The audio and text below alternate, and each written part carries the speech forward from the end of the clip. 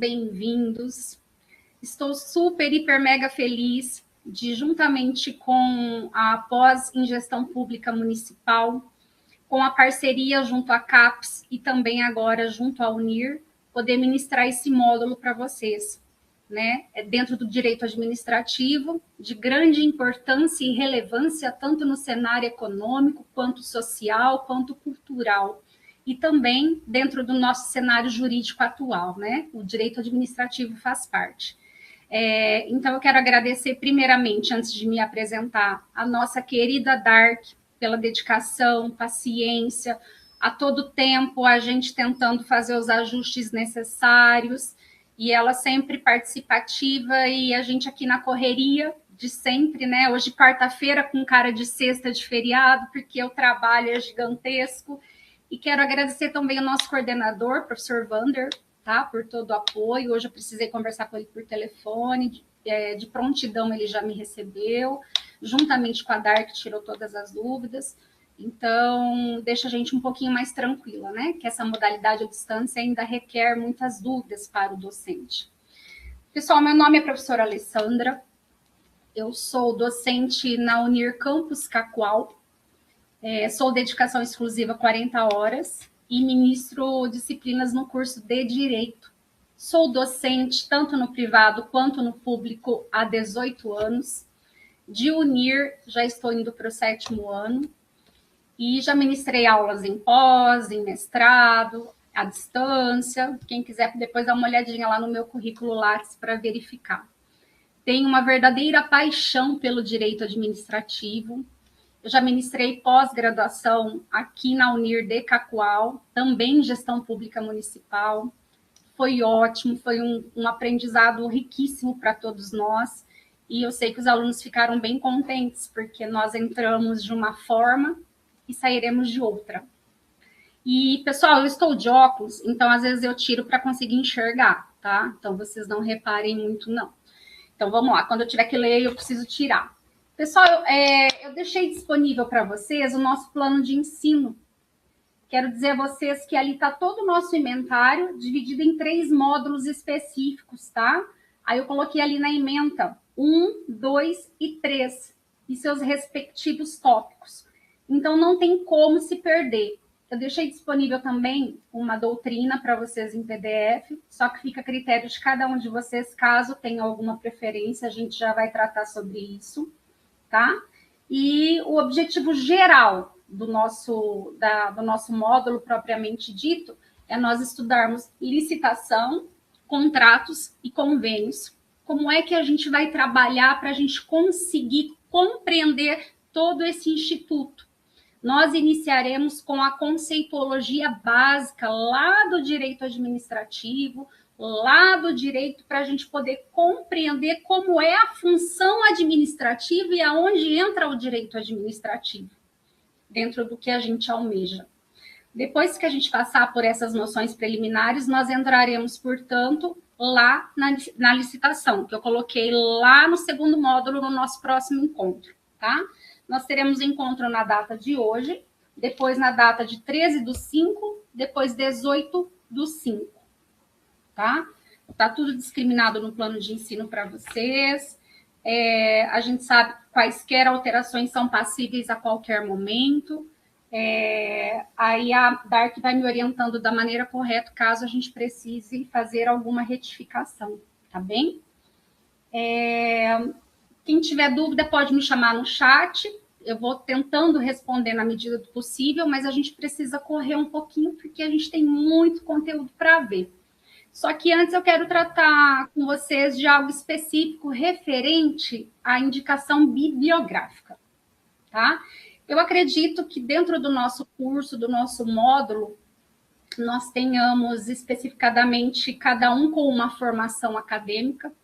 Então, nós entendemos a necessidade de uma especialização, porque hoje em dia só ser bacharel ou licenciado não é o suficiente para a gente conseguir sanar tudo que a gente precisa. Nós precisamos, na busca incessante do conhecimento, procurarmos mecanismos para a gente estar atualizado dentro do nosso cenário, no nosso caso da nossa disciplina, no nosso cenário econômico e social, também jurídico agora, porque vocês vão começar a falar um pouquinho do direito. Pessoal, alguém levantou a mão? Deixa eu dar uma olhada. Sou eu, Bárbara. Sim, pode falar, Bárbara. Então, eu sei que o assunto é gigante. Eu trabalho Sim. com prestações de contas no estado. Certo. Então, essa Aham. matéria eu vejo todo dia. Aí, como a gente tem uma situação muito peculiar com relação aos municípios, né? Porque em termos de capacitação técnica falta tudo, Uhum, e compreendo. inclusive pela questão da rotatividade, que ela é muito grande, eu queria que a senhora abordasse dentro desses três conceitos, porque no final das contas todos eles são necessários para cumprimento de finalidade, né, e execução do objeto, no fim, na Isso prestação a de gente vai, contas.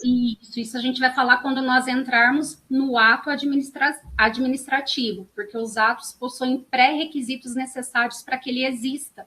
Então, quando a gente for tratar sobre os atos administrativos, a gente vai falar quais são os requisitos necessários para que ele possa existir. Mas isso é lá na frente, lá no final da nossa aula hoje. Obrigada. Tá bom? A gente vai por partes segundo o conteúdo programático aqui para a gente não se perder, tá? Mas tudo que não for sanado nesta aula, vocês podem trazer para a aula que vem, que aí a gente volta a falar, tá? Eu posso passar desapercebido por algum ponto e, de repente, na próxima aula, vocês me lembram e falam, olha, professora, a senhora esqueceu de comentar tal tópico, tá? A gente retoma sem problema nenhum. Pessoal, perdoem-me pela minha rouquidão, trabalhei hoje de forma excessiva, mas vamos lá para nossa missão, né? Estamos falando do direito administrativo, eu, como servidora federal, estou no cumprimento da minha função ministrando aula aqui hoje para vocês. Então, a gente já consegue compreender um pouquinho a finalidade administrativa. Eu, como servidora, qual é a minha função dentro das prerrogativas do poder estatal? Aonde eu me enquadro? Né? Se é municipal, se é estadual, se é federal, qual é a competência e assim por diante, tá? Vamos começar com a conceituologia básica, pessoal. Não, eu disse que eu ia falar com vocês sobre doutrinas, né? Acabei interrompendo, acabei esquecendo. Pessoal, eu gosto demais, tá? Da Maria Silvia Zanella de Pietro. Ela tem uma linguagem forense um pouquinho mais avançada, mas não é de difícil compreensão. Ela tem uma obra completíssima que fala sobre licitação, contratos e convênios e também nos traz as conceituologias básicas. Outro doutrinador que eu também adoto, que eu gosto muito, é o Matheus Carvalho, tá? Ele traz de forma sintetizada um roteiro para compreensão acerca do tema. Então, facilita bastante. Ele traz muitos métodos mnemônicos de ensino. Ele é voltado especificadamente mais para concurso e graduação, tá? E o meu preferido, professor Alexandre Maza, tive a oportunidade de conhecê-lo de forma presencial. Ele é incrível, ele é fantástico. E aqui ele traz um manual esquematizado. Quando eu falo sobre esquemas, ele realmente traz, na maioria das laudas, sempre um método de aprendizado novo para que a gente possa compreender o tema. Eu deixei em PDF para vocês, mas ele não está atualizado, tá?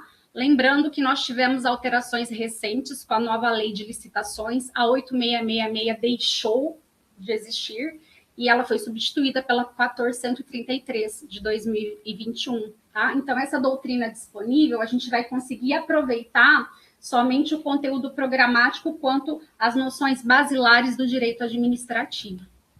E o que não pode faltar para vocês. Pessoal, para quem não é do direito e está aqui presente, a gente sabe que a gente precisa obrigatoriamente ter o quê? Um compêndio de leis, tá? Como a nossa disciplina é direito administrativo, eu não vou trabalhar com um vade-mecum normal. Eu vou trabalhar com um vade-mecum somente de direito administrativo. Então, para vocês verem como eu gosto dessa matéria, eu tenho dois, tá? O que ele traz aqui para a gente? Mais de 32 legislações compiladas. Aqui nós temos todas as legislações necessárias, a identificação, as súmulas do STF, as súmulas do STJ, mas tudo resumindo dentro do direito administrativo. Então, ele não fica misturado com o direito constitucional, igual a gente vê nos outros, direito penal, CLT e assim por diante. Aqui, tudo que nós precisamos de embasamento jurídico para as nossas conceitologias está dentro deste vademecum, tá? Então, fica uma orientação para vocês. Precisamos obrigatoriamente para os nossos estudos uma lei seca, que é o vademecum, e uma doutrina que fica a critério de vocês, o que vocês querem adotar, tá? Cada um tem sua realidade. A primeira atividade nossa que eu deixei aqui para vocês vai ser para vocês contarem um pouquinho da história de vocês, para eu poder conhecê-los um pouquinho. Qual a área de atuação? Por que decidiu fazer esse curso de pós-graduação? Por que o interesse, né, no âmbito administrativo? Qual que é a relevância e a importância desse ramo do direito na sua vida? Então, já vai valer uma pontuação aí para vocês como atividade, mas também é uma maneira de eu conseguir compreender qual é a realidade de cada um. E, pessoal, eu leio, tá? Por incrível que pareça. Eu sempre dou um pouquinho de atenção a mais às peculiaridades de cada um de vocês. A gente, na medida do possível, vai tentando conversar. Eu compartilhei os slides também, estão aí na tela. Vou colocar um pouquinho dos slides aqui para vocês. Enquanto isso, já vou dando as noções introdutórias acerca do nosso tema, tá? Então, eu sempre gosto de trazer, de forma reflexiva, sempre uma figurinha que nos remete, né, ao direito. O direito, ele é um ramo, ele é uma ciência autônoma que nos exige, obrigatoriamente, o quê? Uma atenção e leitura especial. A gente só vai conseguir absorver o conteúdo propriamente dito com muita leitura e muito estudo. E o direito administrativo, portanto, trata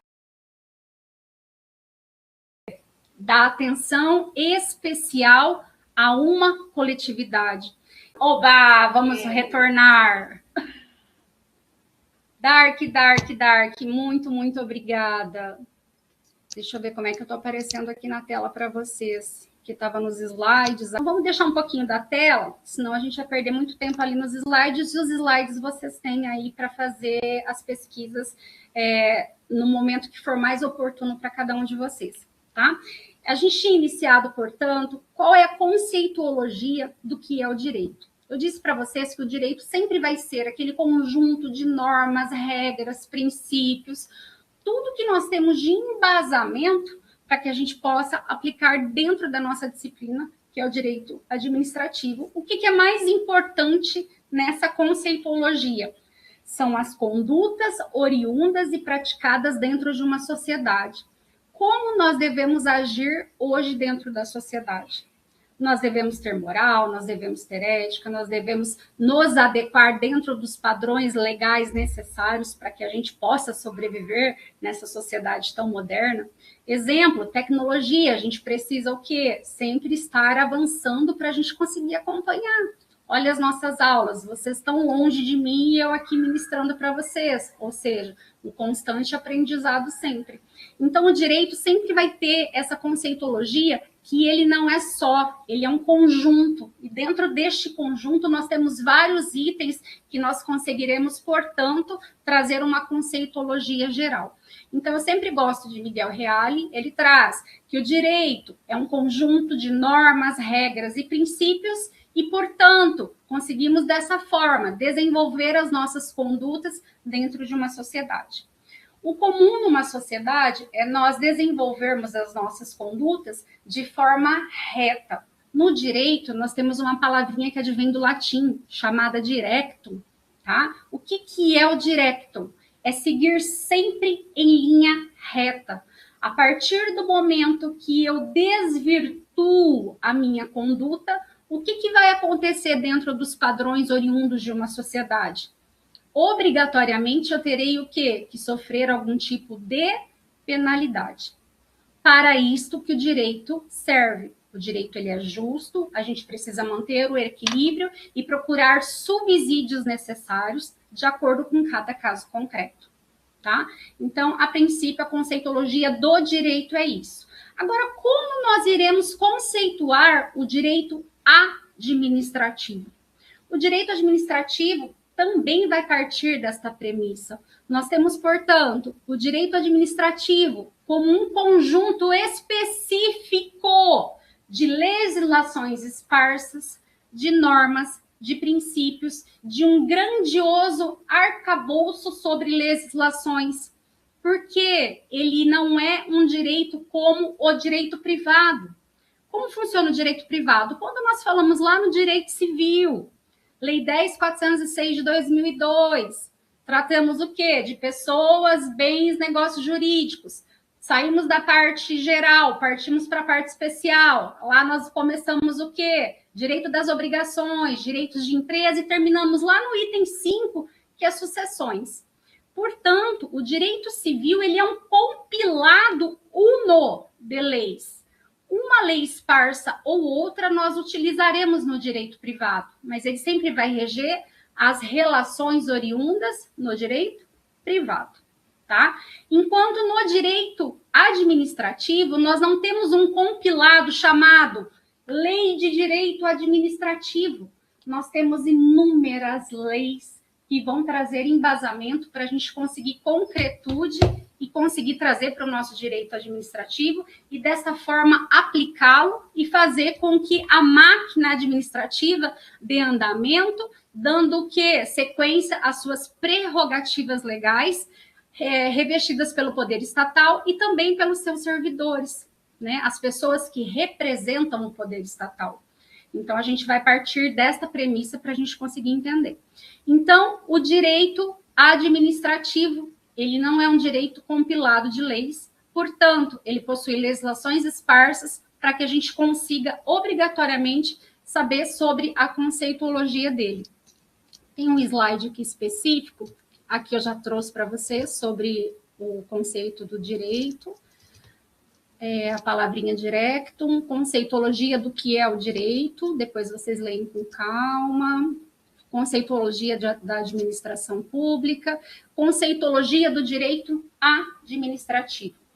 Ele diz da seguinte forma: o direito administrativo ele é autônomo. Lembra que eu disse para vocês? Por que ele é autônomo? Porque ele é independente. Ele possui prerrogativas necessárias para agir de acordo com a lei. Se estiver dentro dos ditames da lei, ele possui o quê? Autonomia e prerrogativa suficiente para agir por si próprio. Ele não fica na eminência e na dependência de um outro ramo do direito para que ele possa existir. Ele mesmo pode o quê? Dar andamento aos seus atos administrativos. Ele possui prerrogativas para isso. A partir de quais órgãos? Quaisquer órgãos ligados à administração pública.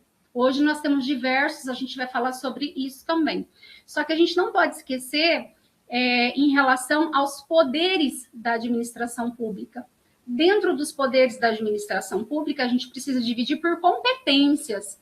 E as competências são divididas por quê? Município, União, Estados e Distrito Federal. Eles possuem o quê? A conceituologia necessária e as prerrogativas necessárias para conseguir delegar funções. Ele é autônomo, ele possui o quê? Hierarquia entre si, entre eles? Não, eles possuem entre si algo em comum. Eles possuem a liberalidade de poder atuar em que esfera for dentro do princípio da legalidade. Então, a gente já começa por aí. Deixa eu voltar aqui para vocês, senão eu acabo me perdendo nos slides. Pessoal, portanto, o direito administrativo é um ramo autônomo do direito e ele não pertence lá nas relações privadas que eu falei para vocês do direito civil. Obrigatoriamente, ele vai pertencer ao ramo do direito público. Por quê? A única finalidade do direito administrativo é a preocupação geral com quem?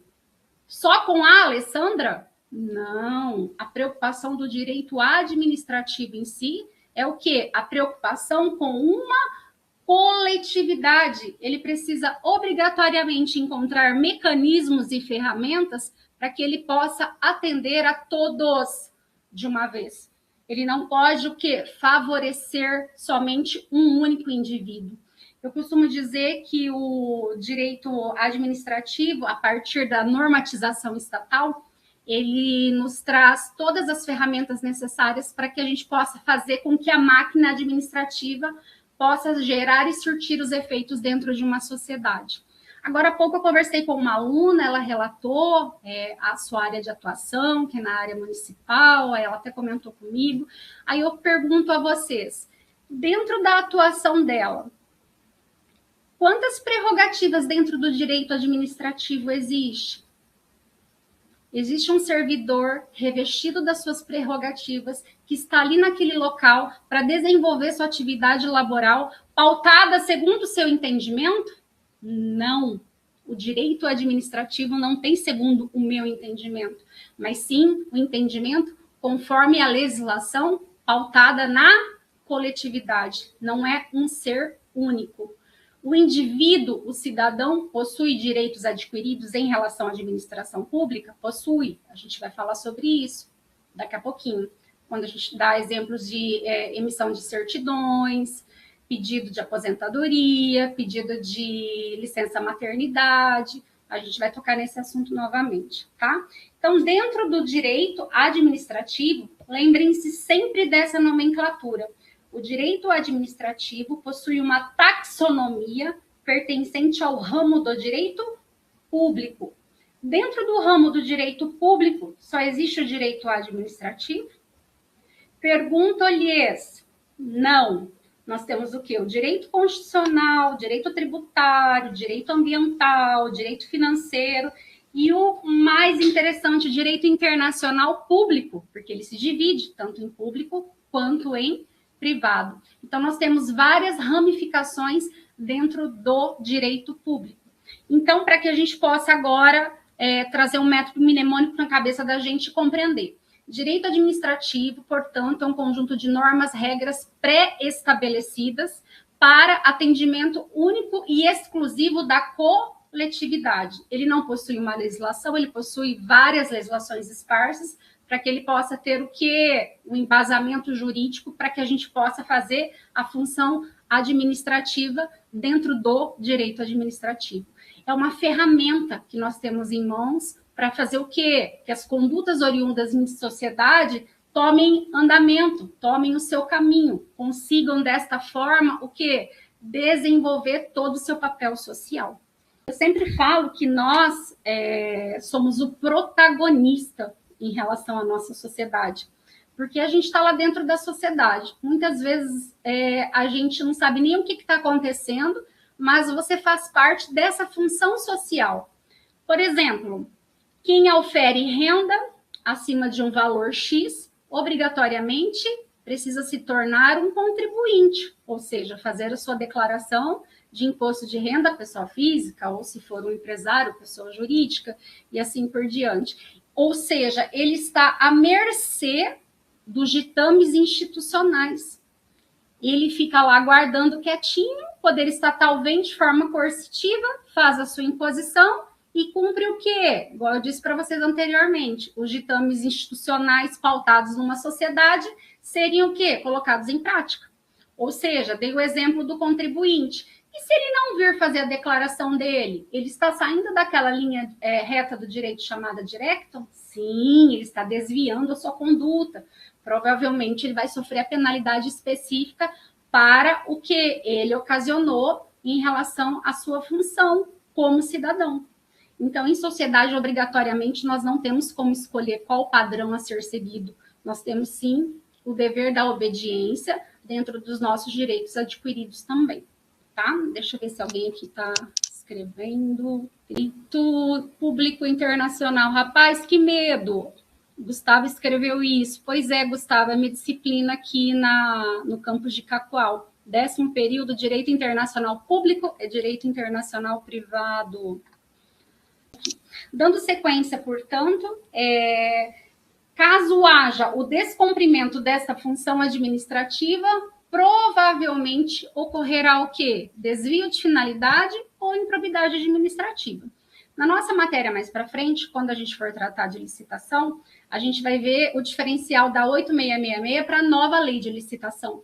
E aí a gente vai conseguir visualizar com mais clareza, com mais precisão, em relação ao quê? A finalidade do direito administrativo. Para que ele serve? Por que ele faz o quê? De forma coercitiva, provoca para que a gente possa fazer a contratação ou aquisição de bens, obras, ou seja, o que for. Porque a gente tem que pensar em quem? Na Alessandra sozinha? Não. A máquina administrativa precisa pensar na coletividade. Então, se for necessário e útil para a coletividade, o poder estatal obrigatoriamente precisa recepcioná-los e atendê-los da melhor forma possível. Como a gente vai fazer isso, vai ser a nossa investigação. Mas até lá a gente vai para os princípios basilares. Lembrando-se que o direito administrativo pertence a um ramo do direito. Esse ramo, portanto, é chamado de taxonomia. Taxonomia pertencente ao direito público, ou seja, o coletivo, pensando numa coletividade e não em um cidadão onde ele é o único protagonista dessa relação. Isso não existe. Sempre vai ser em prol e favorecimento dos indivíduos, no plural, tá? Algumas leis eu coloquei aqui para vocês, por exemplo, servidor federal. Ele tem algum embasamento específico? Ele tem algum respaldo jurídico fora a Constituição Federal? Obrigatoriamente, o servidor federal ele tem o respaldo da 812 de 90. A nova lei de licitação, que entrou em vigor agora em 2021, saiu a 8666, entrou a 14133. Quando a gente fala de improbidade administrativa, a gente fala de uma legislação específica, 8.429. Constituição Federal, nós temos o quê? O direito administrativo dentro dela? Sim, do artigo 37. Pessoal, problemas técnicos novamente com a nossa internet.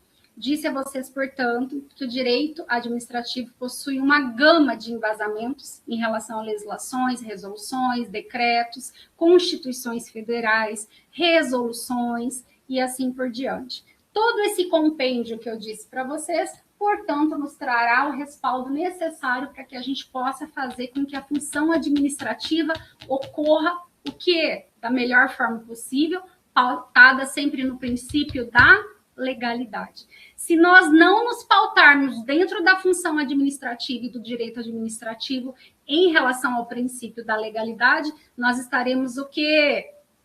Realizando os nossos atos com desvio de finalidade, com improbidade administrativa, porque a gente só pode fazer o que a lei nos permite. A gente só pode o quê? Utilizar das nossas ferramentas em prol da coletividade e não do seu uso pessoal dentro das suas prerrogativas. Quando a gente for falar sobre os servidores e também sobre os atos administrativos e poderes administrativos, a gente vai trazer os exemplos e vai clarear um pouquinho mais, tá? Então, pessoal, não deixem de ler a lei seca. Eu deixei tudo em rosinha aqui para a gente ler alguns dispositivos hoje, tá? Então, a administração pública, por meio do direito administrativo, ela tem como função basilar organizar, estruturar, supervisionar e planejar ferramentas, recursos necessários para atender e sanar as necessidades, tá? Então, por meio do direito administrativo, da atuação da administração pública, a gente tem todos esses requisitos a serem seguidos. Desta forma, estamos conseguindo agora fazer com que a máquina administrativa comece a andar, mas ela não para por aí, não. Além desse compêndio, que trata-se de inúmeras legislações, nós temos agora, obrigatoriamente, as fontes do direito administrativo. Uma delas eu já comentei com vocês, que faz parte da legislação, ou chamada as leis propriamente ditas. A gente só pode se pautar no que estiver na lei.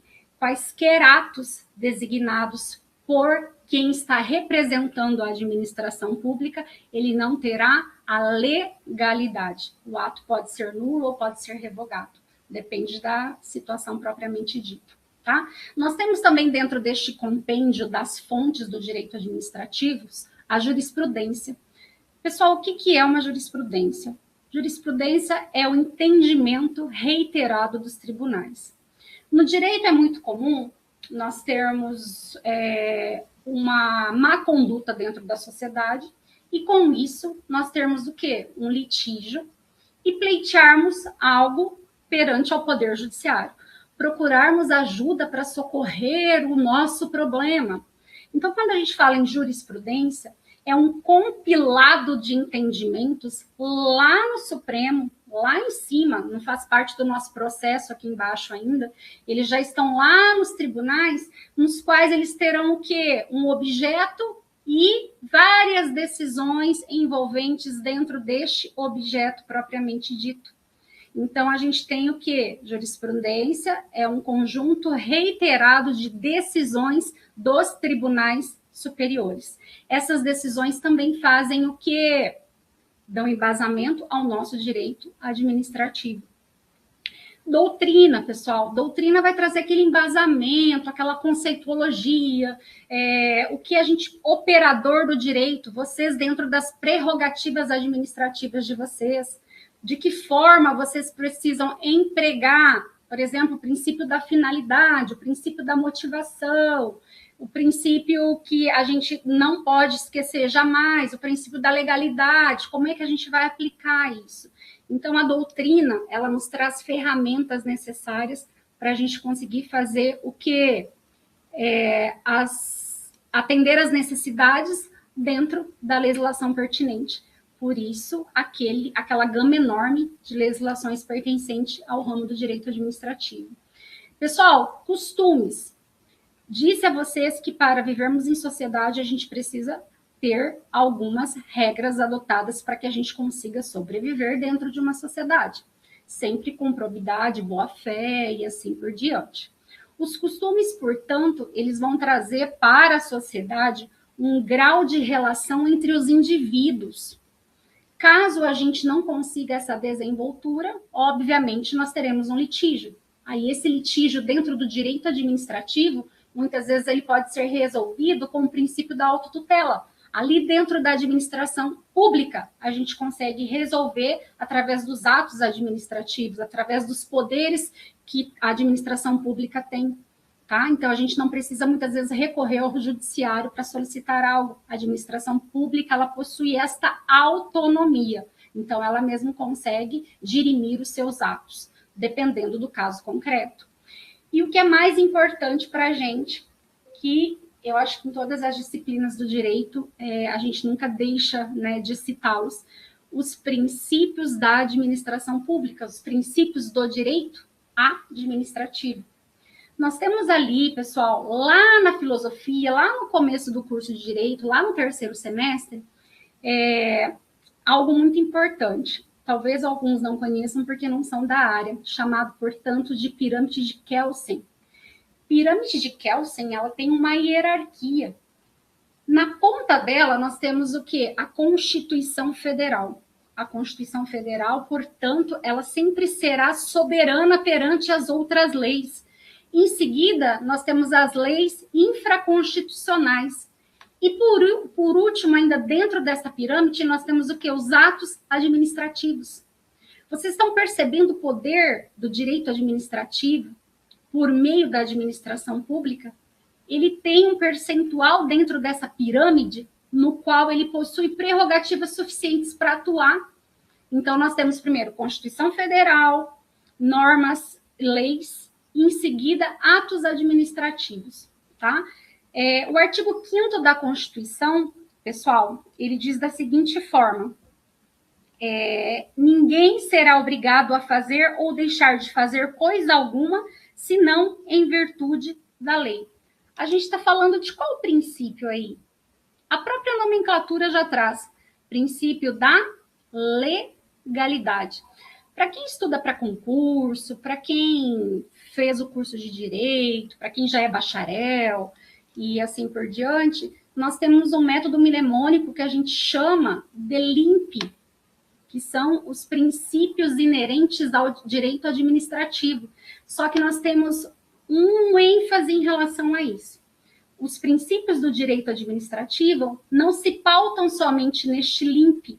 O que é o LIMP? Legalidade, impessoalidade, moralidade, publicidade e eficiência. Esses são os princípios constitucionais elencados lá no artigo 37 da Constituição Federal. Mas nós temos também os princípios infraconstitucionais, que eles estão elencados fora da Constituição. E nós temos um rol taxativo gigantesco de princípios. A gente vai falar somente sobre os mais importantes, tá? Então, as fontes do direito administrativo, para a gente não esquecer, nós temos, primeiramente, como fonte primária, a lei, chamada, portanto, de legislações esparsas. Segundo, as jurisprudências, que são as decisões reiteradas dos tribunais. 3, a doutrina, que vai nos trazer embasamento, conceitologias necessárias para que a gente possa fundamentar os nossos pedidos. 4, princípios, que é essa gama imensa que a gente vai entrar agora. E, por último, os costumes oriundos de uma sociedade, tá? Pessoal, os costumes a gente nunca pode deixar de lado, porque é por meio dos costumes que os atos administrativos irão ocorrer. De acordo com a conduta de cada indivíduo, a administração pública, de forma coercitiva, ela precisa chegar dentro das suas prerrogativas e fazer o quê? Agir da forma legal, sempre pautada no princípio da legalidade. Pessoal, quem está com a letra da lei aí, pega a LINDB no artigo 4. Pessoal, a LINDB é Lei de Introdução às Normas do Direito Brasileiro. É a antiga LIC, que era a Lei de Introdução ao Código Civil de 1916. Como nós tivemos a promulgação do Código Civil de 2002, entrou, portanto, essa Lei de Introdução às Normas do Direito Brasileiro. E ela traz respaldo no seu artigo 4º da seguinte forma. Eu vou falar com as minhas palavras, depois a gente vai para a leitura, porque o que vocês precisam é letra da lei.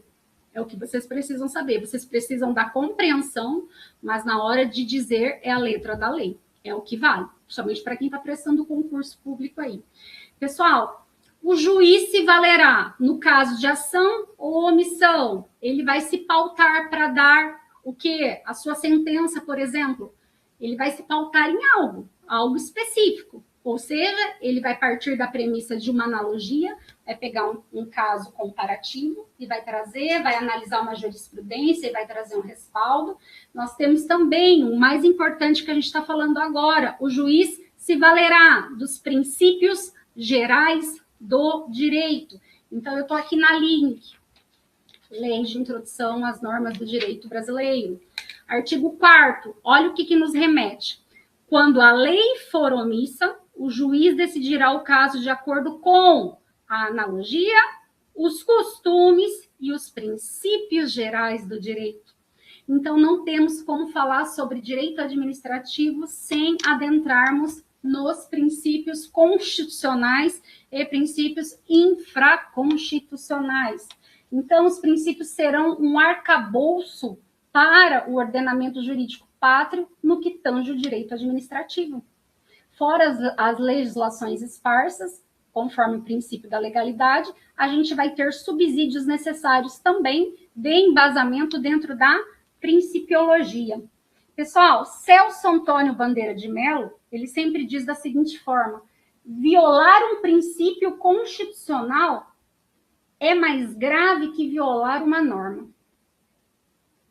Vocês estão vendo o tamanho da importância dos princípios constitucionais? Se você ferir o princípio da legalidade, você está ferindo o que dentro do direito administrativo? Você está violando uma norma pertencente ao quê? Ao direito administrativo pautado no princípio da legalidade. Com este seu ato, você está ocasionando o quê? Cometendo algo ilícito. Você terá penalidades em relação a isso? Com certeza.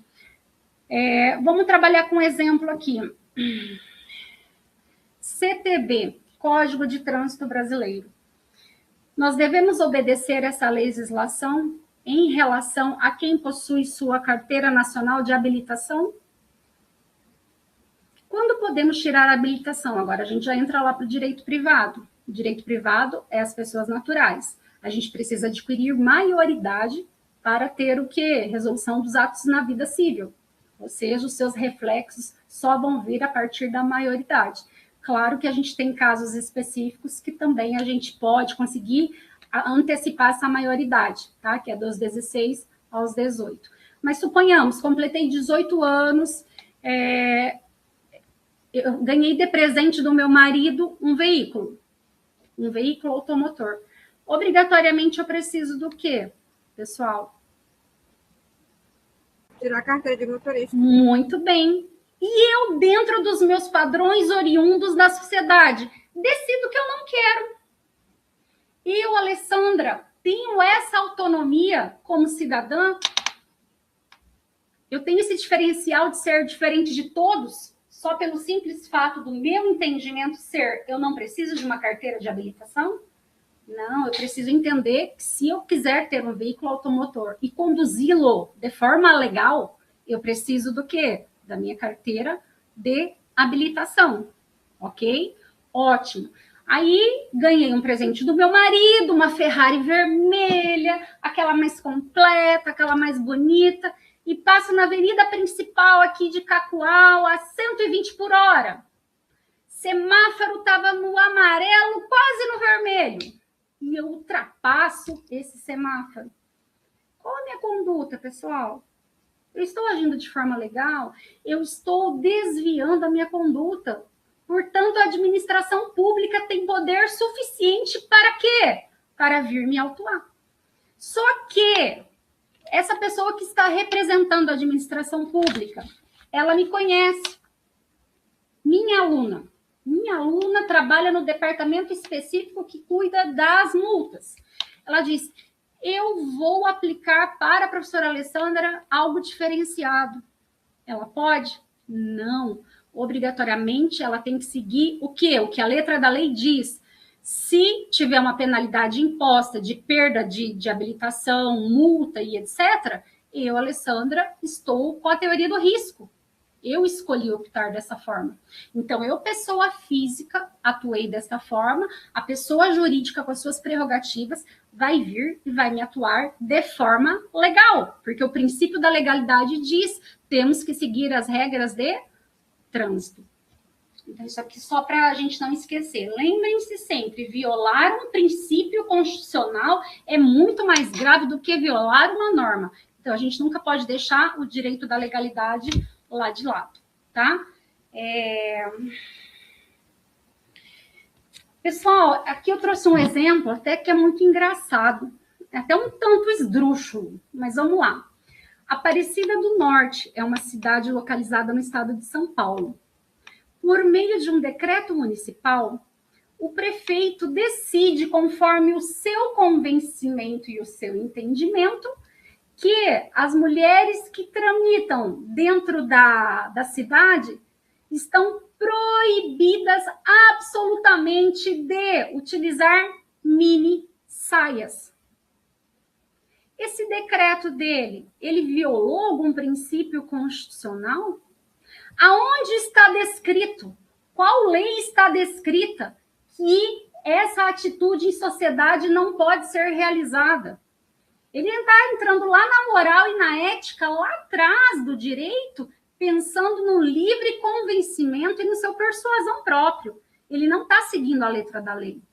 A Constituição Federal, ela dá direitos iguais, cada um anda da forma que quer, da maneira que quer e faz o que quer, dentro de um limite imposto pela sociedade. Então, esse prefeito, depois vocês podem jogar lá no Dr. Google e pesquisar, Aparecida do Norte, estado de São Paulo. O decreto ele foi e por não ter seguido o princípio da legalidade, tá? Ele utilizou o quê? De um abuso de poder dentro das suas prerrogativas, porque se ele é o prefeito da cidade, ele possui o quê? Competência necessária para legislar. Ele, portanto, fez por meio de um decreto. E é um absurdo isso. Na época, entraram com um pedido de indenização, porque ele não poderia fazer isso. Aí eu já não acompanhei mais como que estão as situações. Então, é um absurdo. Pessoal, hoje, mais um exemplo aqui com a lei de trânsito, segundo o princípio da legalidade. O prefeito do município de São Paulo, capital, antes do CTB, ele já havia, por decreto municipal, estipulado a obrigatoriedade do uso de cinto de segurança. Só que a população não obedecia, porque nós não tínhamos um respaldo expresso para exigir isso do cidadão. Então, as pessoas desenvolviam suas condutas como elas queriam em sociedade. Elas não seguiam na praxe o que diz o CTB.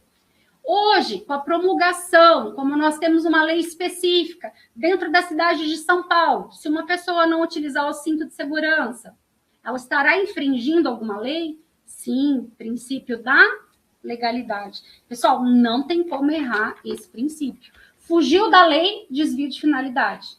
Está dentro da lei, possui as prerrogativas necessárias para que a administração pública possa colocar em prática os seus atos. Não tem como fugir. Segundo princípio, princípio da impessoalidade. Pessoal, vou dar uma corrida aqui, senão não vai dar tempo. Princípio da impessoalidade. Pessoal, dentro da administração pública, os atos obrigatoriamente precisam ser feitos de forma imparcial. Acabei de citar o exemplo do prefeito lá de Aparecida do Norte, São Paulo. Ele agiu conforme o seu entendimento. Ele entendeu que era uma ofensa às meninas, às mulheres, às donzelas utilizar minissaias. Então, conforme o seu entendimento, ele utilizou das suas prerrogativas e decretou algo. Isso é totalmente inconstitucional. Então, o princípio da impessoalidade, a gente precisa agir dentro das nossas prerrogativas que temos dentro da administração, sim, mas de que forma? Impessoal. Vamos trabalhar com um exemplo aqui para a gente entender. Eu, professora Alessandra, servidora federal da Universidade Federal de Rondônia, campus Cacoal. Foi aberto um certame licitatório para contratação de professores efetivos. Dentre os candidatos, o meu irmão está. Só que houve uma ordem de serviço delegada pelo diretor do campus, designando a professora Alessandra para ser presidente desta banca. Pessoal, eu posso realizar essa banca? Não, eu tenho impedimentos, eu possuo um grau de parentesco com alguém que está ali.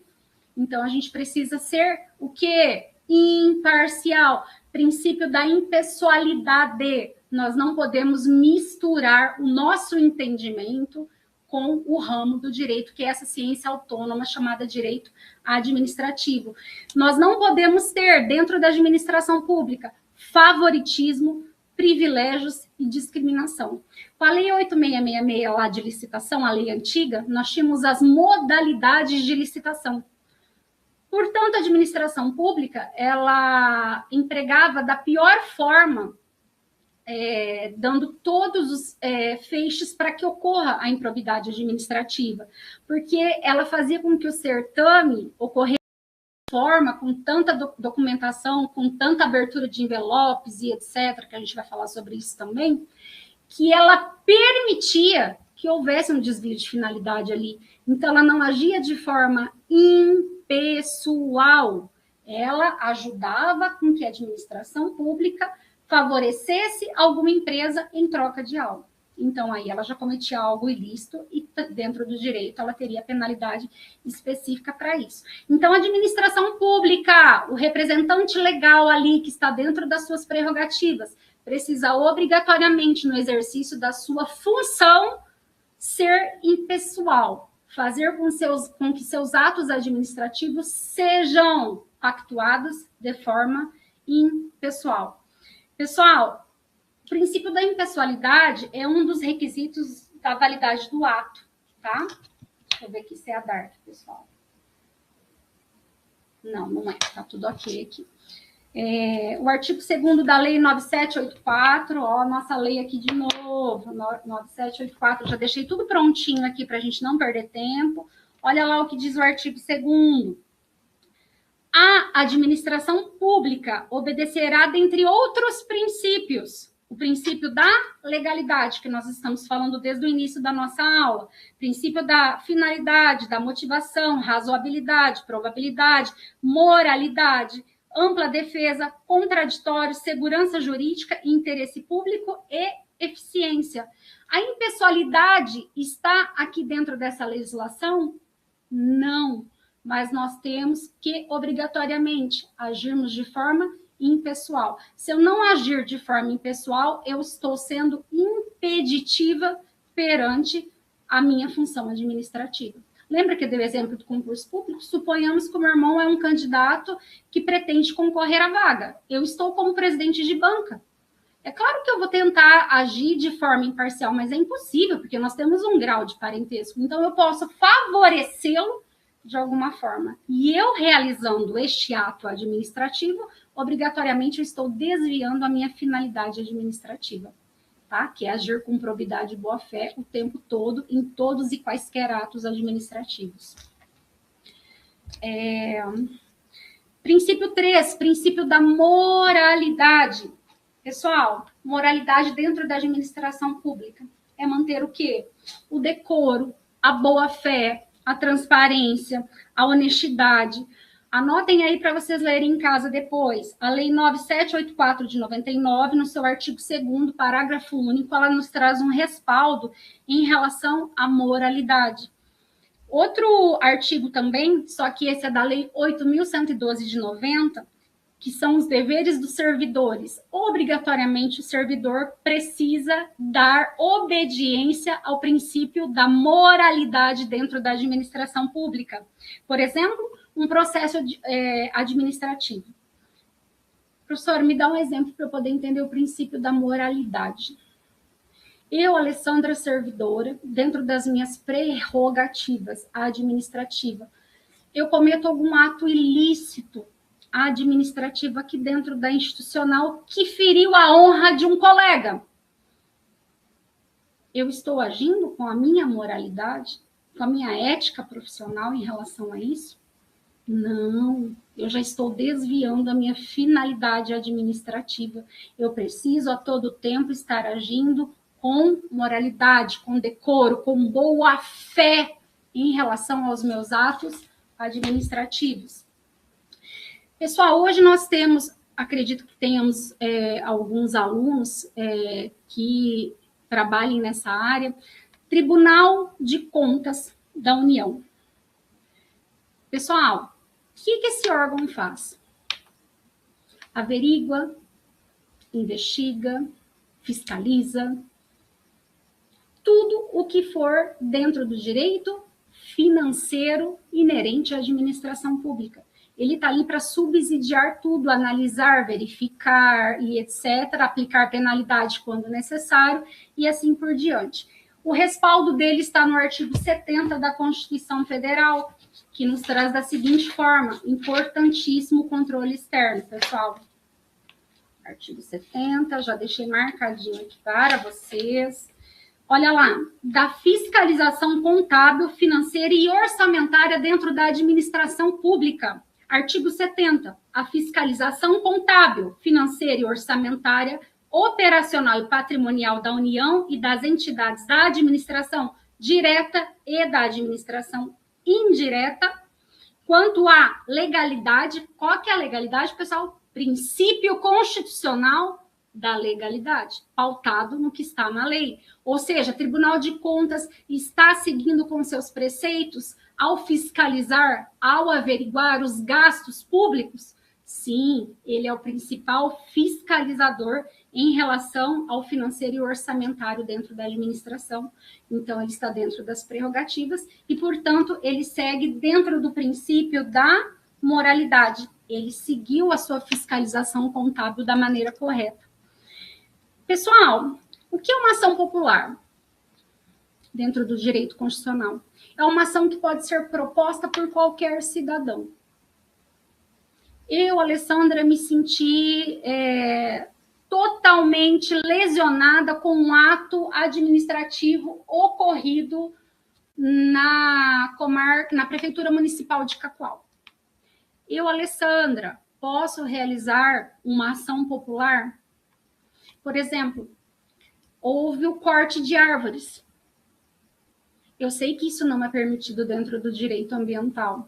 Portanto, houve uma lesão e eu, como cidadã, me senti lesionada. Então, eu possuo prerrogativas necessárias para chegar até a administração e dizer, olha, eu não concordo com isso. Portanto, conforme o princípio da moralidade, os crimes ambientais, eles precisam sim ser o quê? Colocados em prática quando necessário, mas dentro da moralidade. Como foi o ato? Qual foi a conduta? A conduta foi pautada na boa-fé ou na má-fé? De forma objetiva ou de forma objetiva? A responsabilidade civil por este ato para a administração pública recairá de que forma? A gente precisa analisar obrigatoriamente legalidade, impessoalidade e moralidade. Pessoal, preservação de um bem tombado. Eu, Alessandra, cidadã, eu tenho a prática reiterada de todo final de semana ir até a Igreja Matriz, que possui 150 anos nessa cidade.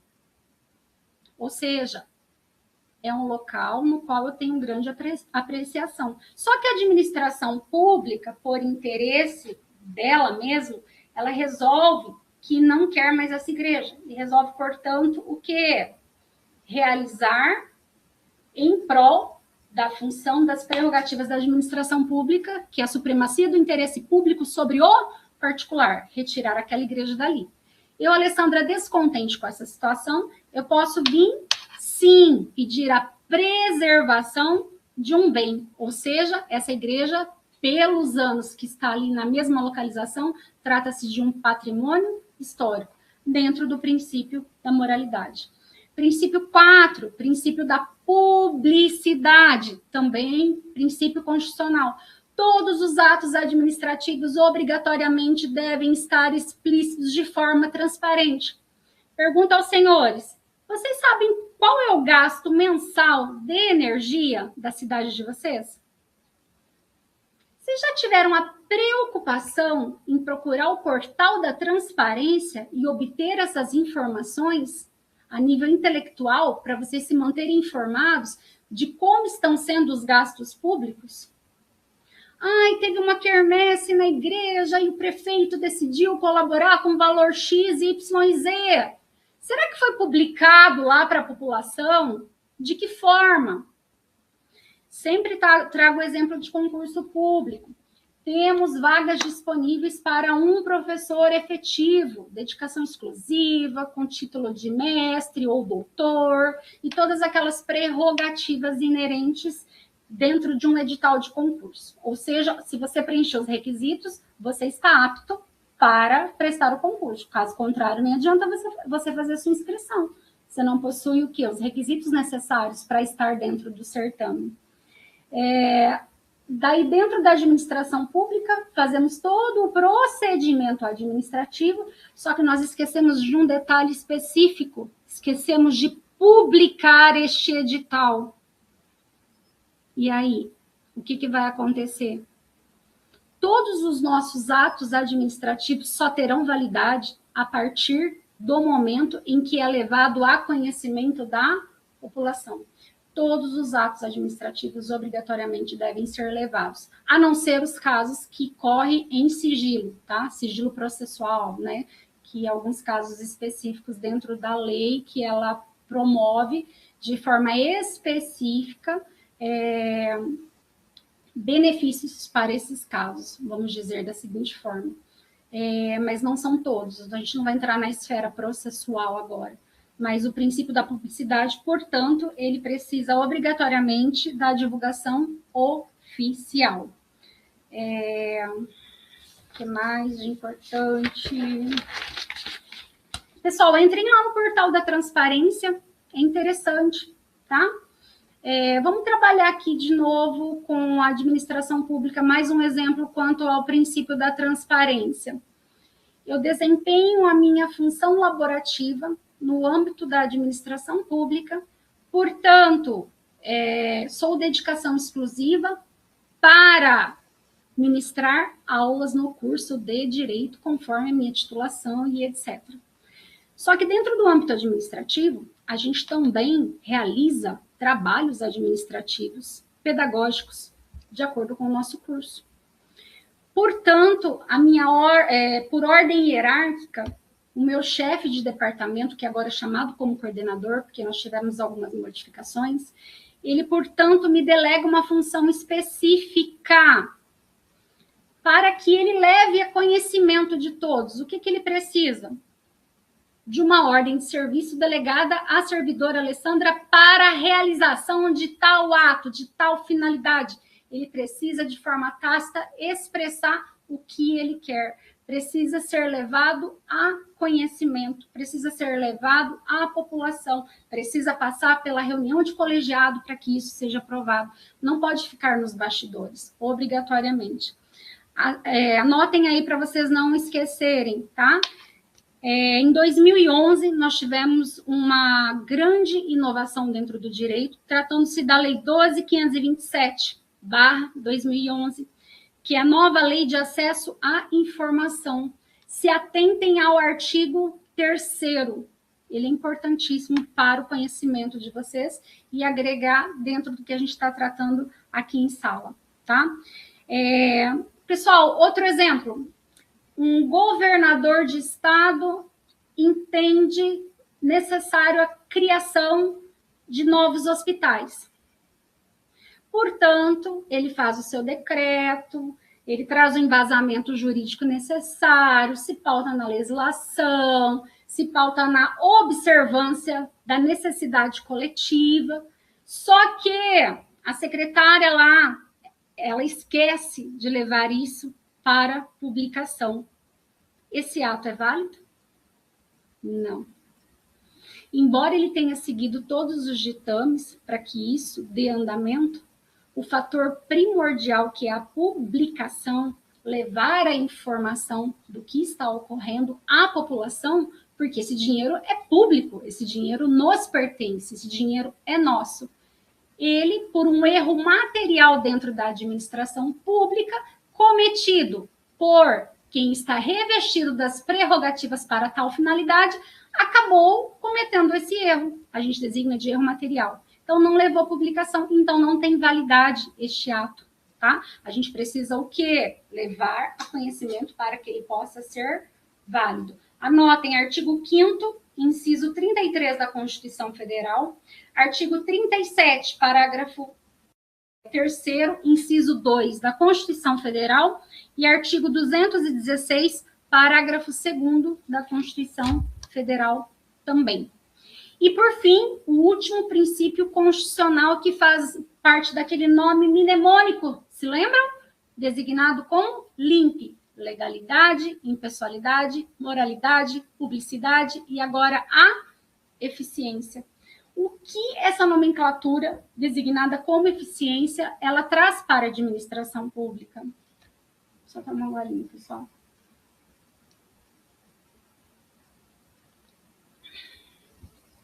A eficiência, ela foi um dos princípios basilares mais importantes com a reforma administrativa lá da Ementa Constitucional 19 de 1998.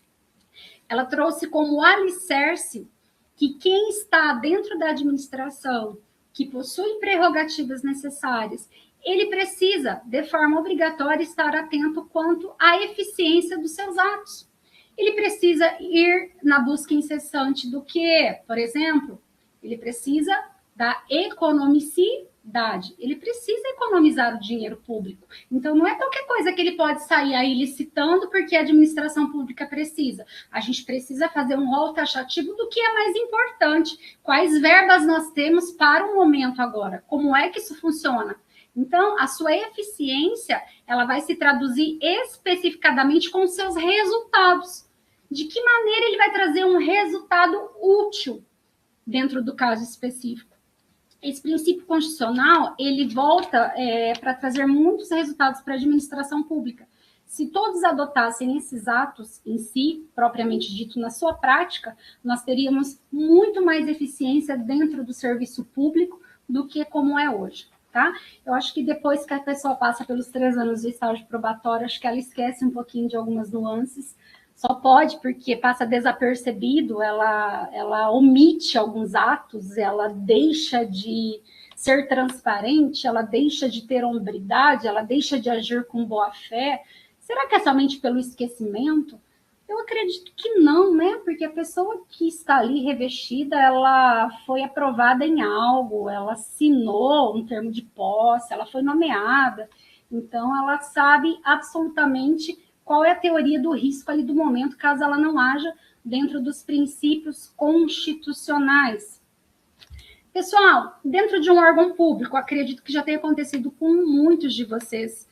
Você vai pedir a prestação de informações, por exemplo, no INSS. Você fica de 2 a 3 horas lá na espera. Você não consegue essas informações online, somente se dirigindo de forma presencial. E aí, você fica 3 horas na fila, aguardando o que você precisa, com seu pedido em mãos, e você não é atendido. O princípio constitucional da eficiência teve concretude neste momento? Não. Ele só trouxe o quê? De forma abusiva, transtornos para um cidadão que faz jus. O que é faz jus? Que tem o direito de solicitar algo àquela repartição pública. Então, o princípio da eficiência, a pessoa precisa obrigatoriamente ter produtividade, ter rapidez, funcionalidade dentro dos seus atos. Então, o princípio da eficiência, lembrem-se sempre, diz respeito aos resultados das suas condutas dentro da sua atividade ora desenvolvida. Ai, pessoal. Professora, Oi? eu gostaria de fazer uma pergunta. Sim. Eu não sou. Meu nome é Gustavo, eu moro aqui em Araraquara, no estado de São Paulo. Sim. Trabalho na prefeitura aqui, dentro da Secretaria da Fazenda. Muito prazer, Gustavo. Direito financeiro e tributário você já está claro. Financeiro, tributário, bem pouquinho, viu? Quase nada, para falar a verdade, mas vamos lá. Tá.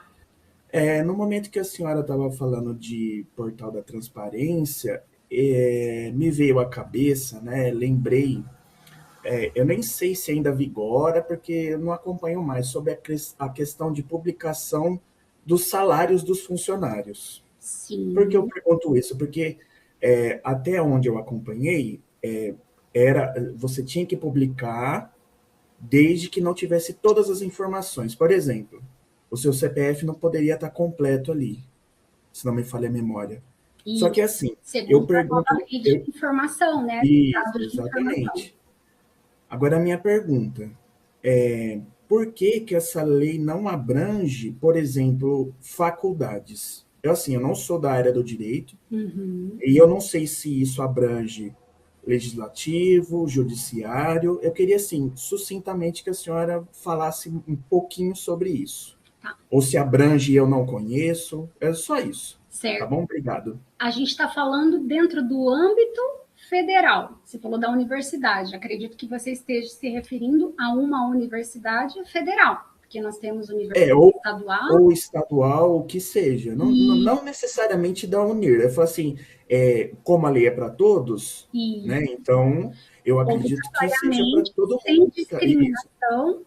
Sem discriminação de quaisquer pessoas físicas ou pessoas jurídicas ou entes federados, eles não possuem o quê? Subsídios necessários para não fazer a prestação de contas. Tá? Hoje, por exemplo, você quer saber em relação ao princípio da transparência sobre salários dentro da Universidade Estadual de Ponta Grossa, Paraná. O que você vai entrar? Portal da Transparência da Comarca de Ponta Grossa, Paraná.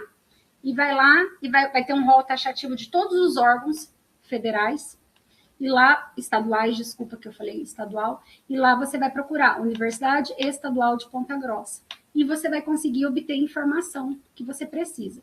Hoje, no âmbito federal, como é que se encontra esta situação propriamente dita? A administração pública deixa a desejar porque está lá no portal da transparência, mas totalmente desatualizado. desde que eu entrei no serviço público, permanece da mesma forma em relação às minhas informações lá no portal da transparência. Até hoje não teve uma vírgula de alteração, ou seja, está desatualizado. Estão ferindo algum princípio constitucional? Obrigatoriamente. Dentro de qual âmbito? Federal. Aí a gente tem que delegar essa competência específica e pedir providências necessárias para tanto. Tá? Isso serve para as repartições públicas das mais diversas, prefeituras, você comentou, né, que você trabalha num órgão específico da prefeitura. Então, por exemplo, eu entro lá, digito seu nome no portal, se você é um servidor devidamente aprovado em concurso público, né, passou pelos 3 anos de estágio probatório, já está lá exercendo a sua função laborativa dentro da administração pública, alguma coisa para encontrar em relação ao seu nome. Entre 10 melhores. Se estiver desatualizado, a gente tem que pedir, por meios específicos, que isso se atualize, porque é uma necessidade, o quê? Que a população saiba sobre os gastos públicos. Para onde estão indo essas verbas? Lembra que eu falei do Tribunal de Contas? Que ele é o principal fiscalizador dos gastos públicos? E aí, nós temos todo o respaldo aqui, ó. A gente só precisa solicitar o nosso direito adquirido. Alguém queria falar alguma coisa? Eu acabei interrompendo. Professora, Oi. sou eu, Sidney Rivera Tavernaz, eu sou de Porto Velho, Rondônia. Oi, Sidney. Está aqui pertinho. É, bem pertinho. Eu estou precisando de informações gerais sobre, vamos dizer assim, questões de saúde, relatórios sobre a situação da saúde a nível do município, relatórios a respeito sobre o urbanismo no município. E eu estou tentando, no Tribunal de Contas, ver se, de que forma um contribuinte, um simples, vamos dizer assim, contribuinte, pode ter acesso. Um simples cidadão, né? Um simples cidadão. Eu sou professor, tudo, e eu vou direcionar os meus TCC a respeito de alguns desses, ou desenvolvimento urbano, ou a questão da saúde. E aí eu mandei, aí vai, me responde, tá? E mandaram agora falar com a ouvidoria.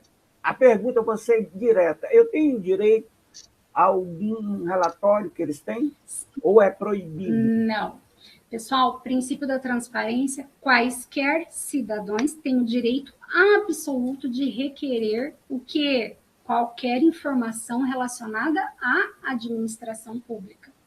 Por exemplo, houve um serviço da transparência, portal, né, da transparência.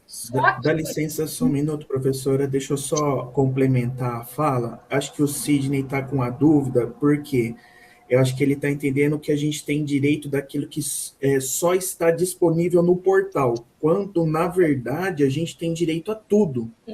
Eu quero tudo. Exatamente, por quê? Ele está falando que a comarca de Porto Velho, o que ele precisa fazer se ele não obter as informações de forma online?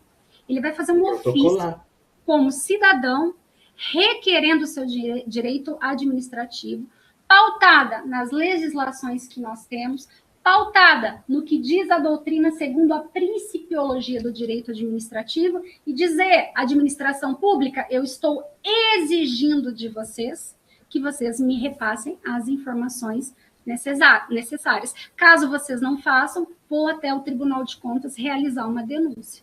E aí a gente já começa a seguir todos os ditames administrativos que dentro do direito a gente segue como um rito ordinário dentro de um processo. Já começa aí, porque obrigatoriamente tem que ser demonstrado. Se você quer alguma informação aqui da Prefeitura de Cacoal, você não consegue obter informações pelo portal. Você se dirige até o estabelecimento, até o órgão específico que você quer saber. O Sidney falou que ele quer sobre a saúde, né? Saúde e desenvolvimento urbano, a parte mais ligada ao urbanismo, ótimo. As questões do urbano. Isso. São esses dois. Vocês tiveram uma aula com a professora Eleonice.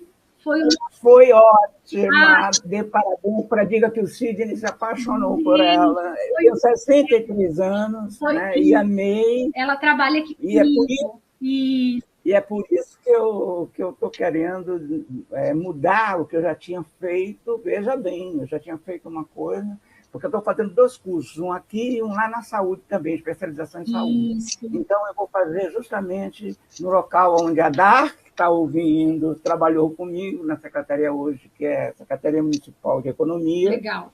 e na Secretaria de Saúde. Então, professora, quer dizer que eu posso, como princípio da transparência, solicitar como requerente, né, no direito administrativo, Pautado dentro da constitucionais. ideologia, Isso, o princípio da legalidade. Só que lembrando, você está realizando um trabalho científico. Você disse que tem relativização com o seu TCC, né?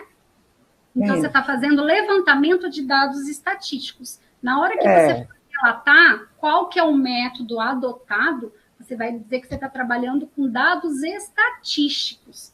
E para que ele exista dentro da pesquisa científica, obrigatoriamente você precisa comprová-los por meio de declarações, por meio de gráficos, por meio de relatórios anuais, semestrais, mensais. Uma coisinha, professora, na área de saúde, desculpa lhe interromper. Sim.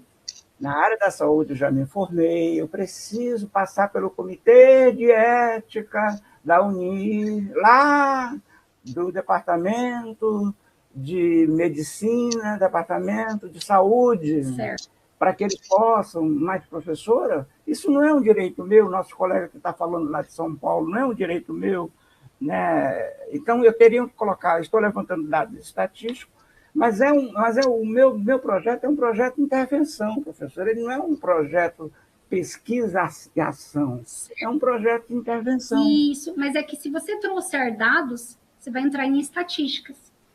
Estatísticas já vai te comprometer, porque aí você não vai poder usar o hipotético dedutivo, o que diz os doutrinadores, o que diz a lei seca. Não, você está se pautando nos dados fornecidos por essa instituição. Suponhamos que você pegue os últimos dados de 2022, 23, 24 e 25. Paute somente nesses anos. Você vai precisar de relatório de tudo. Dentro do seu trabalho científico, você vai ter que ter tudo isso de forma dedutiva, obviamente explicitado, para que a sua pesquisa tenha fundamentação. Só me diga qual é que eu não sou da área do direito, professora, fiz 2 anos, quando eu trabalhei no Ministério Público, mas depois eu parei, eu fui cedido. Qual é o princípio, qual é a lei que eu cito, professora? Só para me diga diretamente o artigo na Constituição ou no direito administrativo. Primeiro, a gente vai se pautar no princípio da transparência, né, que é um princípio constitucional, elencado no artigo 37 da Constituição Federal. Artigo 37, Constituição Federal. Isso. Se você quiser montar o seu ofício e, de repente, me mandar com a fundamentação do seu pedido, eu posso te dar um auxílio em relação. Olha qual é o seu e-mail, não faça isso não, professora. Isso, no e-mail institucional, tá? Eu acredito que esteja no plano de ensino, tudo certinho. Se não tiver, a gente dá um jeito de passar aí para você. Eu vou deixar o meu aqui já, professora.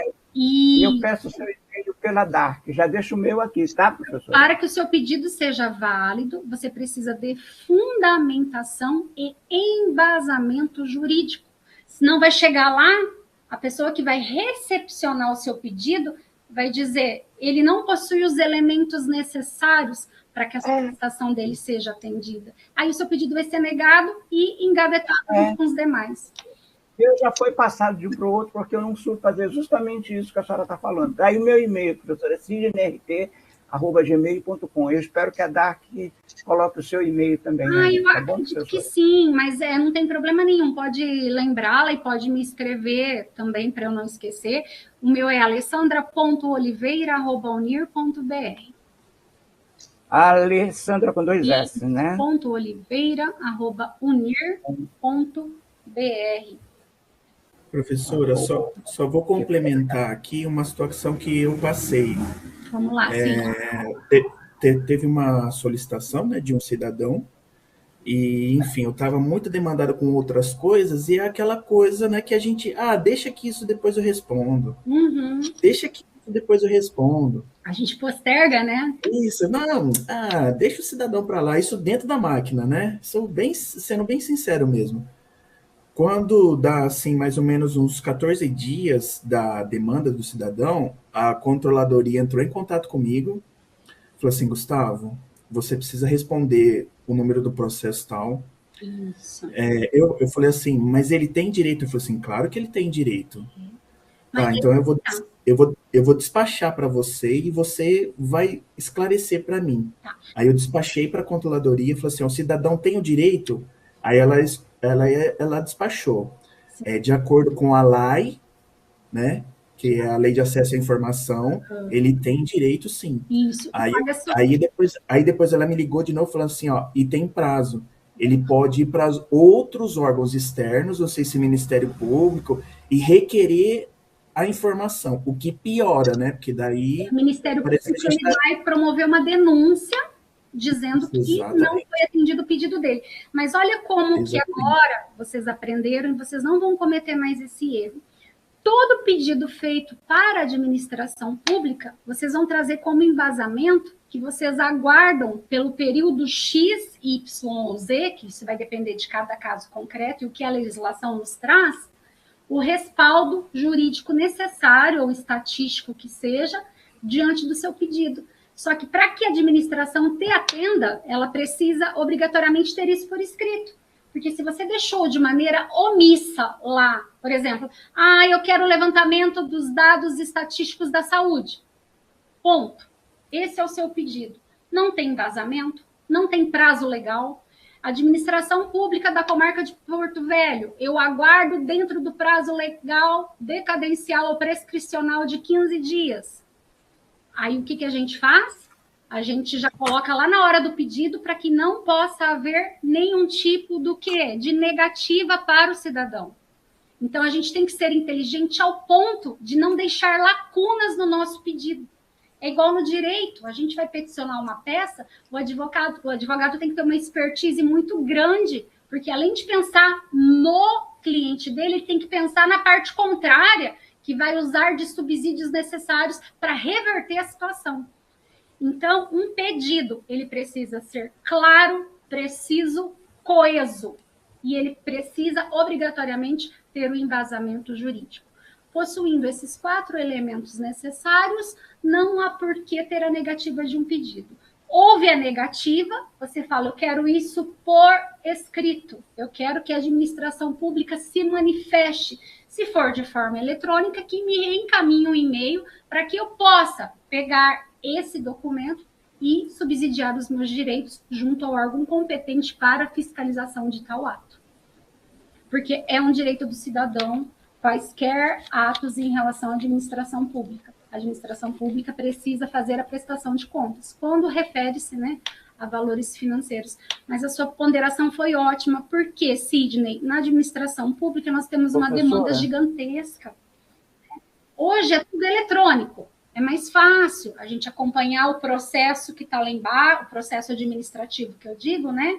Então, ele vai entrando lá naquele rol e vai ficando lá embaixo. E você fala assim, esse aqui eu tenho que fundamentar muito, então eu vou deixar para depois. E muitas vezes acaba deixando no esquecimento, só que esse esquecimento te dá brecha para a parte contrária subsidiar algo contra a sua repartição. Então, tem que tomar cuidado. Pode falar, Sidney.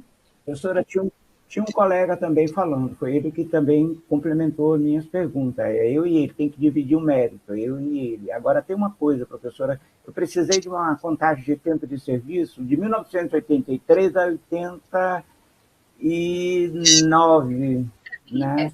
Nesse período, na prefeitura, era CLT. A consolidação das leis do trabalho, ela é o privado, não é o público. Mas eu trabalhava na prefeitura de Porto Velho, tá.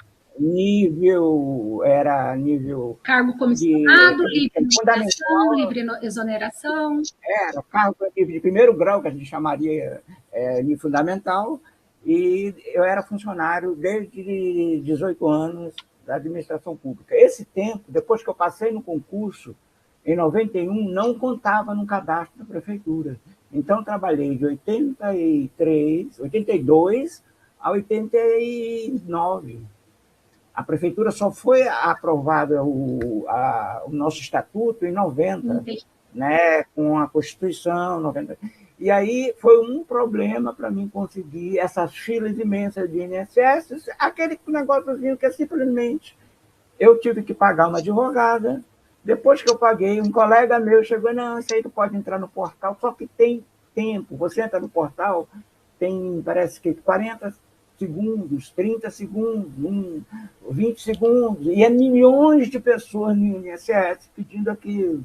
Aí depois você tem eu tentei umas 50 vezes. Professor. Eu entendo perfeitamente. E foi triste. É uma ofensa junto ao cidadão, mas infelizmente... Então, você vai se aposentar, eu sou aposentado. Mas infelizmente é uma realidade que assola a nossa sociedade e também assola o nosso cenário jurídico, político e etc. E a gente fica com inconformismo em relação a isso. Foi indignado. Você foi atrás e conseguiu pleitear os seus direitos para subsidiar a sua aposentadoria. E quantos não conseguem porque desistem no meio do processo?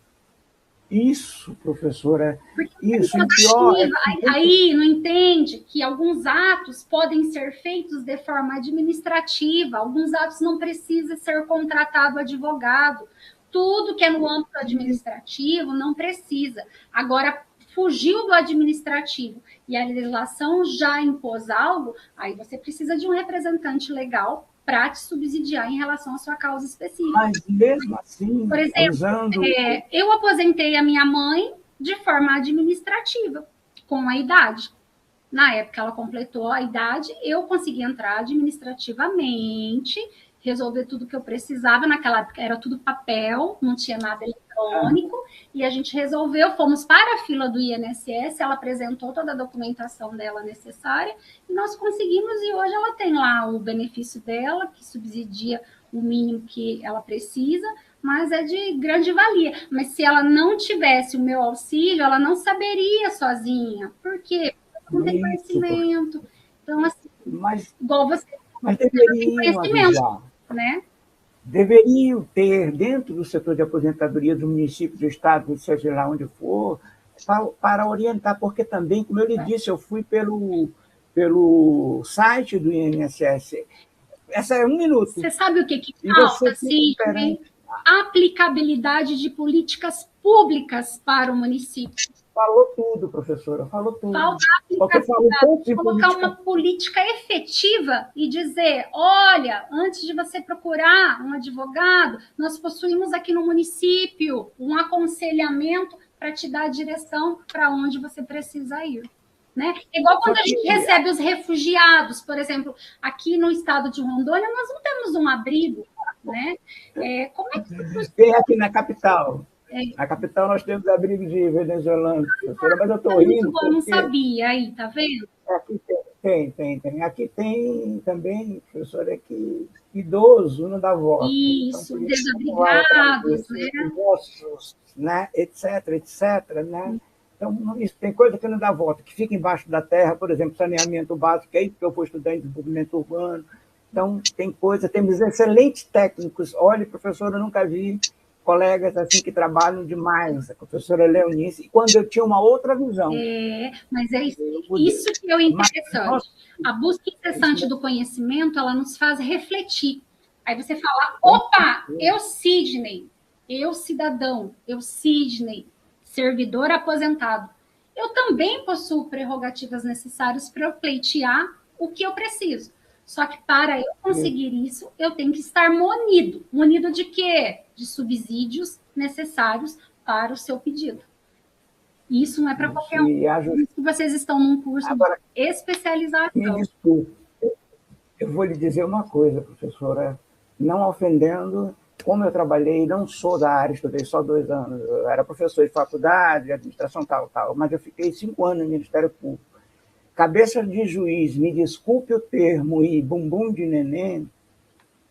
Pessoal, então, agora eu tenho o exemplo de um superendividamento, onde tem tudo comprovado que a pessoa está superendividada.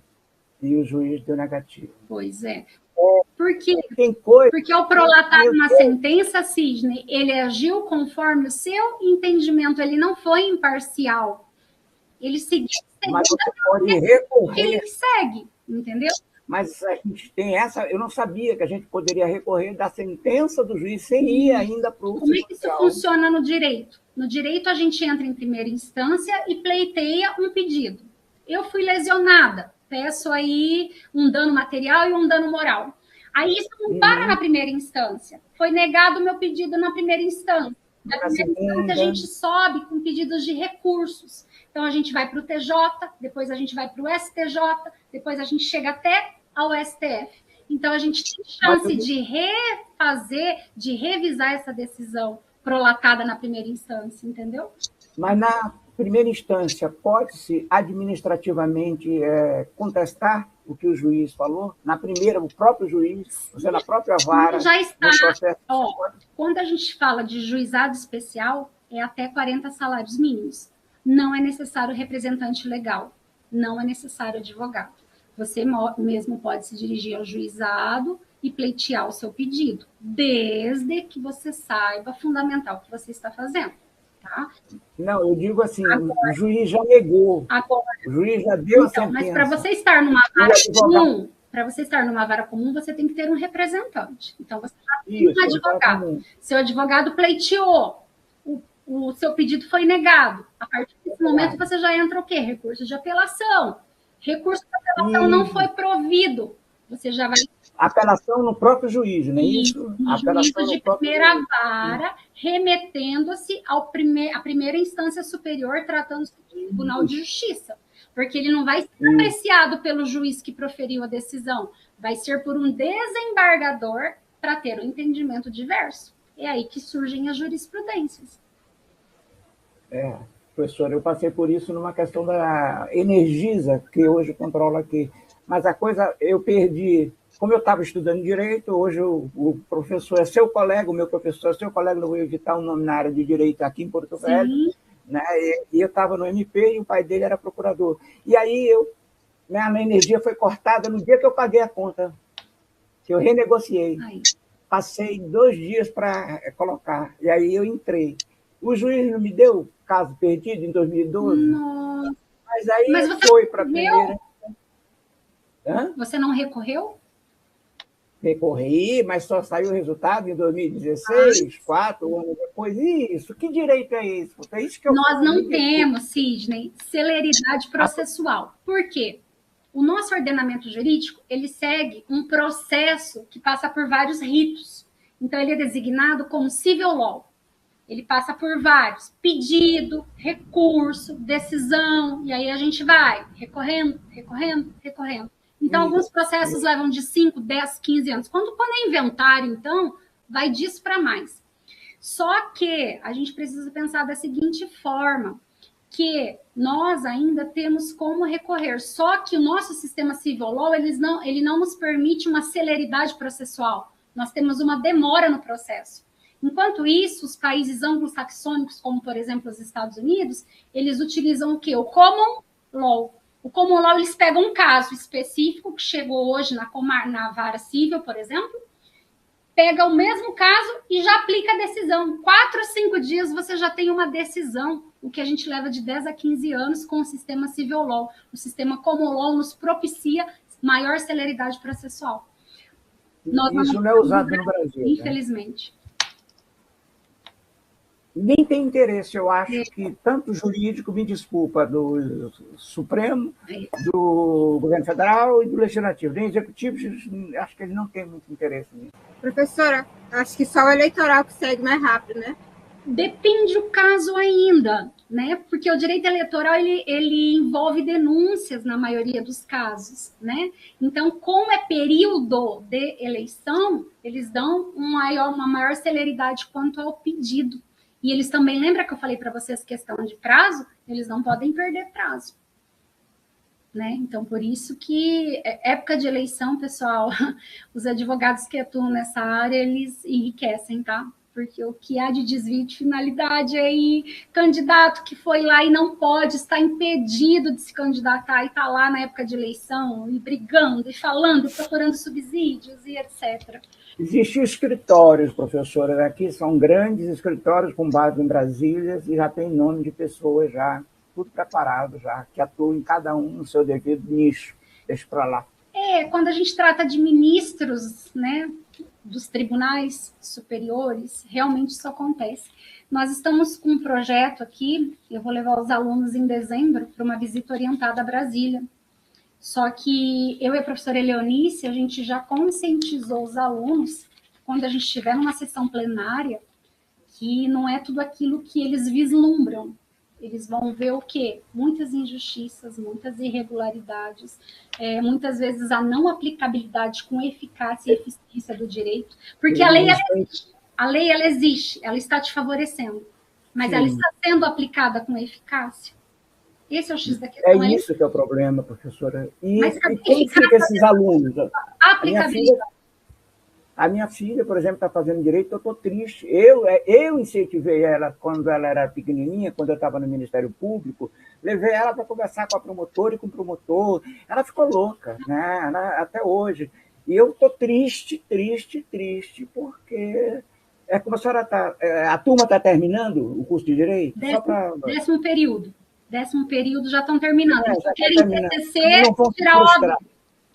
Espero que eles não saiam de lá frustrados, né? Ou mal informados, ou... Mas a gente conscientiza, né? A gente conscientiza a realidade do nosso cenário atual, em todos os âmbitos, não só no jurídico, né? Em todos os âmbitos.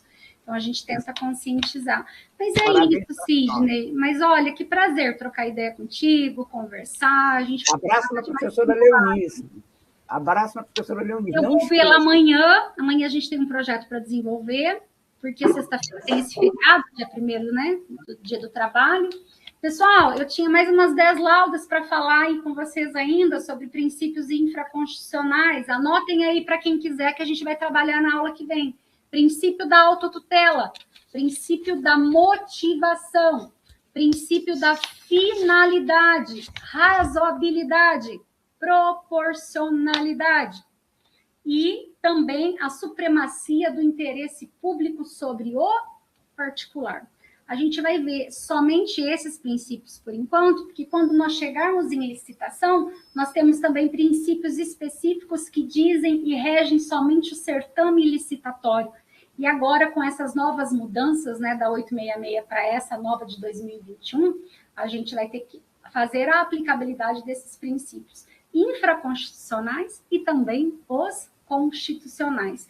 E, pessoal, adentraremos na próxima aula, portanto, em atos administrativos. Trouxe tudo aqui prontinho para vocês, mas olha, não deu tempo para a gente falar tudo.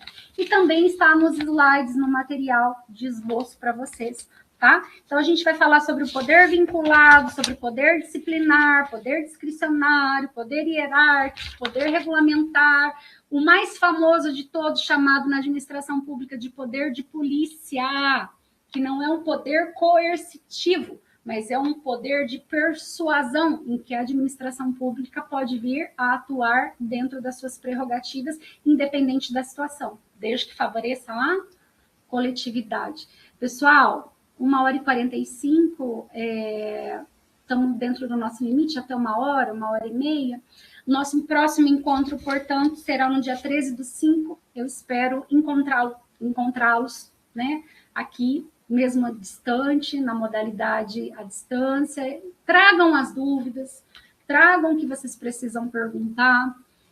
Se eu esqueci de fazer alguma pontuação de algum item, podem me chamar na aula que vem. A gente até adentra um pouquinho mais para tratar sobre o assunto, tá bom? Mas não deixem de falar. O Newton ergueu a mão. Vamos lá. Professora, excelente aula. Amo. Muito obrigada. Eu estou aqui à disposição de vocês. Eu quero passar o máximo de informação que eu conseguir. Excelente. Excelente, professora. É porque eu gosto dessa área. Amo essa área. O princípio, só uma perguntinha rapidinha. Sim. O princípio da efetividade, ela entra em leis infraconstitucionais, né? Mas é importantíssimo também. Constitucional. Eficiência, princípio constitucional. Efetividade, infraconstitucional. Perfeito, professora. Constitucional, que está lá no artigo 37 da Constituição. Não pode ficar sem lei, Newton. Sem lei não consegue aprender. Não se esqueça. Certo. Só do direito administrativo. Não é de todas as áreas. Tá? Perfeito. Obrigado, professora. Parabéns. Mas, pessoal, como eu tenho 2 vademecums, né, de direito administrativo, e eles estão novos, é que eu sou muito curiosa, e eu gosto de pegar sempre editoras diferentes, como eu possuo 2, no último dia de aula a gente vai sortear, só que daí a gente tem que ver um meio específico para eu remeter a vocês, né? Mas aí eu quero... Eu pago o frete. Ah, eu quero alguém que goste da área, hein? Não é apenas para ficar ali juntando poeira, não, porque hoje isso a gente tem tudo de forma online, né? Tá bom? Olha, eu preciso. Ô, Bárbara, todos nós precisamos, mas a gente vai fazer um sorteio, vai procurar um meio legal aí. Eu tenho 2, eu já esmiucei, já grifei, vocês vão ver que tá tudo grifado. E aí eu já decorei tudo que tá ali, aí eu vim pro novo. Aí é um método da gente estudar, grifar tudo de novo, né? E a gente que trabalha na educação, a gente tem que estar se atualizando constantemente, não tem como. Pessoal, é isso. Agradeço a todos pela recepção. A gente não falou tudo que a gente precisava, já sabia que não ia dar certo. Agradeço imensamente a Dark pela paciência, tá? Com a professora, ela me ajudou muito. Foi hoje, tudo que era para dar errado dentro da nossa plataforma deu, mas a gente conseguiu sanar graças a ela e aí a gente conseguiu ministrar a nossa aula de hoje, tá? Então eu permaneço à disposição de todos, tragam as dúvidas para a aula que vem. E quem mandou um abraço para a professora Leonice pode deixar que será transmitido amanhã, com certeza, tá bom? Uma boa noite a todos.